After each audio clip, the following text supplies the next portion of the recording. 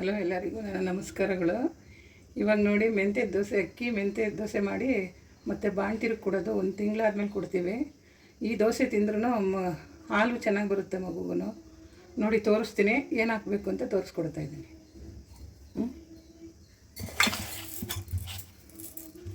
ನೋಡಿ 3 ಲೋಟ ಅಕ್ಕಿ ತಗೋತೀನಿ.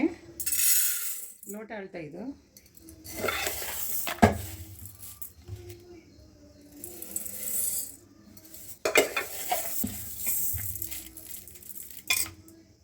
ಮೂರು ಲೋಟ ಅಕ್ಕಿ ಹಾಕಿದ್ದೀನಿ. ಇವಾಗ 3 ಲೋಟ ಅಕ್ಕಿಗೆ 1 ಲೋಟಗೆ 2 ಸ್ಪೂನ್ ಹಂಗೆ 6 ಸ್ಪೂನ್ ಮೆಂತ್ಯ ತೊಗೊತಾ ಇದ್ದೀನಿ. 1 ಹಾಕಿದ್ದೀನಿ, 2, 3, 4, 5, 6 ಸ್ಪೂನ್ ಹಾಕಿದ್ದೀನಿ. 3 ಪಾವು ಅಕ್ಕಿಗೆ 6 ಸ್ಪೂನ್ ಮೆಂತ್ಯ, 3 ಸ್ಪೂನ್ ಉದ್ದಿನಬೇಳೆ, 2, 3. ಅಕ್ಕಿ ತೊಳೆದಿಟ್ಬಿಟ್ಟು 5-6 ಗಂಟೆ ನೆಂದಾದ್ಮೇಲೆ ರುಬ್ಬಿಡ್ತೀನಿ. ಬೆಳಗ್ಗೆಗೆ ದೋಸೆ ತುಂಬಾ ಸ್ಮೂತಾಗಿ ಚೆನ್ನಾಗಿ ಬರುತ್ತೆ. ನಿಮಗೆ ತೋರಿಸ್ಕೊಡ್ತೀನಿ ನೋಡಿ. ಅಕ್ಕಿ ಬೆಳಗ್ಗೆ ನೆನೆಸಿದ್ನಲ್ಲ, 5-6 ಗಂಟೆ ನೆಂದಿದೆ. ಇವಾಗ ರುಬ್ಬಕ್ಕೆ ಹಾಕ್ತಾಯಿದ್ದೀನಿ.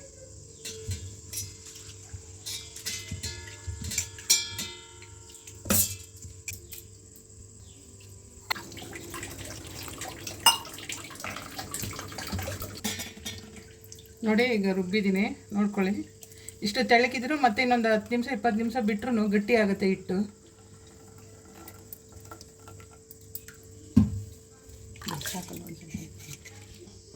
ನೋಡಿ, ಇವಾಗೆಲ್ಲ ರುಬ್ಕೊಂಡು ಆಗಿದೆ. ಈಗ ಜಾರ್ ತೊಳೆದು ಒಂದು ಸ್ವಲ್ಪ ನೀರು ಹಾಕಿ, ಜಾಸ್ತಿ ನೀರು ಇಡಿಸುತ್ತೆ, ಗಟ್ಟಿ ಆಗ್ತಾ ಇರುತ್ತೆ ಹಿಟ್ಟು.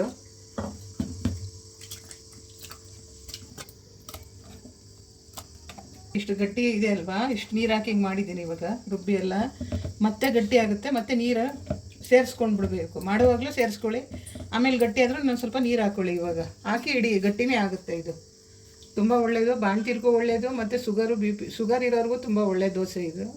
ಮೆಂತ್ಯ ಹಾಕಿ ಮಾಡಿರೋದ್ರಿಂದ. ಹಿಟ್ಟಿಗೆ 3 ಸ್ಪೂನ್ ಸಕ್ಕರೆ ಹಾಕ್ಕೋಬೇಕು. 1, 2, 3.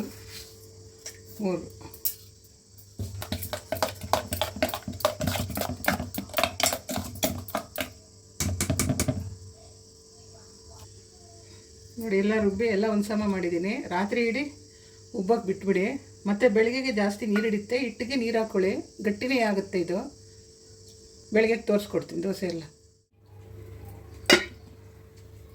ನೆನ್ನೆ ಎಲ್ಲ ಮೆಂತ್ಯ ದೋಸೆ ಇದೆಲ್ಲ ಹೇಳಿದ್ನಲ್ಲ, ಇವಾಗ ರುಬ್ಬಿ ನೆನ್ನೆ ರಾತ್ರಿ ಎಲ್ಲ ರುಬ್ಬಿಟ್ಟಿದೆ. ಇವಾಗ ನೋಡ್ಕೊಳ್ಳಿ ಎಷ್ಟು ಗಟ್ಟಿಯಾಗಿರುತ್ತೆ ಅಂತ.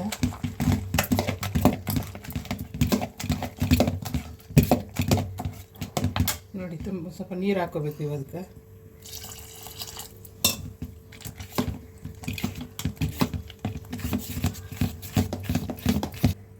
ಇನ್ನು ನೀರು ಹಿಡಿತಾ ಇದೆ.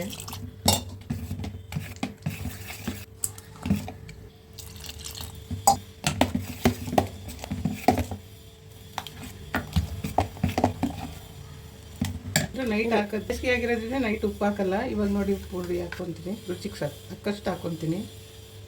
ನೀವು ನೋಡಿ ಹಾಕೊಳ್ಳಿ. ನೀರು ಹಾಕಿದ್ರೂ ಗಟ್ಟಿನೇ ಇದೆ. ಇನ್ನೂ ಸ್ವಲ್ಪ ಹಾಕ್ಕೊಂಡ್ರೆ ಸರಿ ಹೋಗುತ್ತೆ. ಸಿಟ್ಟು ಒಂದು ಸಮ ಬಂದಿದೆ. ಇವಾಗ ದೋಸೆ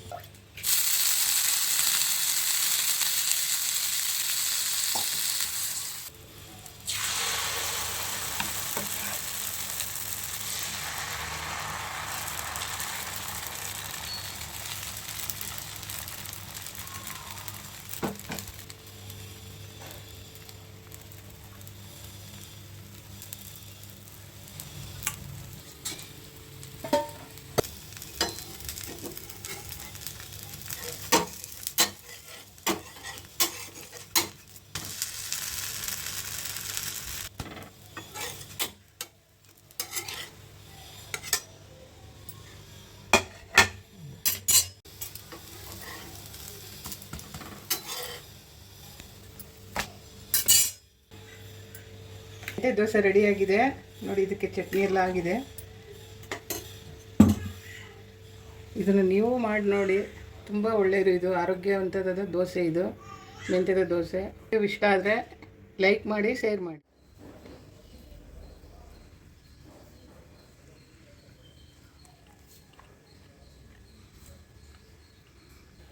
ಕ್ರಿಸ್ಪಿಯಾಗಿದೆ. ಅದು ತುಂಬ ಚೆನ್ನಾಗಿದೆ, ಕ್ರಿಸ್ಪಿ ಆಗಿದೆ.